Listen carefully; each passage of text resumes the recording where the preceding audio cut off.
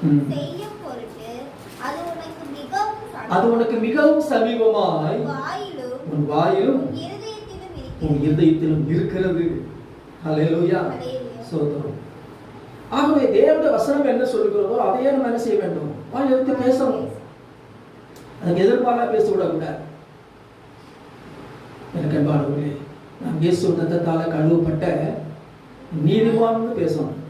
ஆமென். இயேசு ரத்தத்தால கழுவப்பட்ட யாரு? நீதிமான். இப்ப நீதிமான் என்று நீங்க பேசும்பொழுதுதான் நீதிமானாவே என்ன செய்ய வாழ வாழ்க்கை அமையும். நான் பாவி பாவின்னு சொன்னா வாழ்க்கை முழுசும் பாவியா தான் இருக்கும். அப்ப வசனத்தை பேச வேண்டும். நான் நீதிமான், இயேசு ரத்தத்தால கழுவப்பட்ட நீதிமான். ஆமென். அதைத்தான் பேசணும். வேத வசனம் நம்மை குறித்து என்ன சொல்லுகிறதோ அதையே நம்ம ரிப்பீட் பண்ணணும், அதையே பேசணும். எனக்கு அன்பானவர்களே, வசனத்தின்படி அதை பேசும் பொழுதுதான் வசனத்தின்படி நாம் செயலாற்ற முடியும். இன்னும் நாம் வசனத்தின்படி நாம் எவ்வாறு செய்ய முடியும் என்று சொன்னால், கர்த்தரை நாம் எவ்வளவாக நேசிக்கிறோமோ அதே போல கர்த்தருடைய வேதத்தையும் நேசிக்கும். கர்த்தரை நேசிக்கிறேன், முழு இதயத்தோடு, முழு ஆத்துமாவோடு, முழு பலத்தோடு நேசிக்கிறேன். நல்லது. அவர் எழுதி கொடுத்த வேதத்தை முழுமையுமா நேசிக்கிறீங்களா? அதை நேசிக்கும். ஆமென். அவர் வேதத்தை நேசித்துதான் நீங்க அதன்படி செய்ய முடியும். வேதத்தை நேசிக்காம அதன்படி செய்ய முடியாது. ஸ்தோத்திரம். எனக்கு அன்பானவர்களே, சங்கீதம் 119 சங்கீதம் 165 வசனமும் 166 வசனமும் 119 சங்கீதம் 165 வசனம் 166 வசனம்.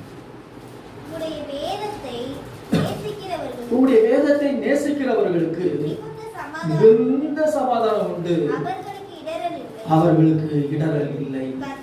கர்த்தாவே, உம்முடைய ரட்சிப்புக்கு நான் காத்திருந்து உம்முடைய கற்பனைகளின்படி செய்கிறேன்.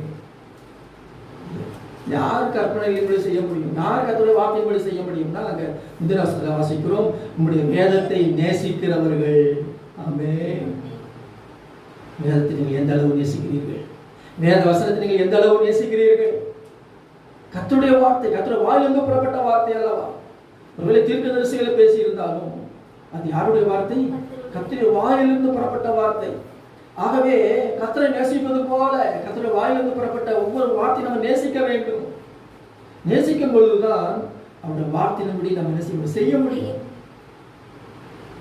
கர்த்தர் சொல்லிட்டாரு, நான் செஞ்சதே ஆகணும், நான் செய்ய போகிறேன், இந்த வசனத்தை தான் நான் செய்வேன், நான் வசனத்தை தான் நான் வாழ்வேன் என்கிற ஒரு துடிப்பு, ஒரு தீர்மானம் நமக்குள்ளே வந்துவிடும்.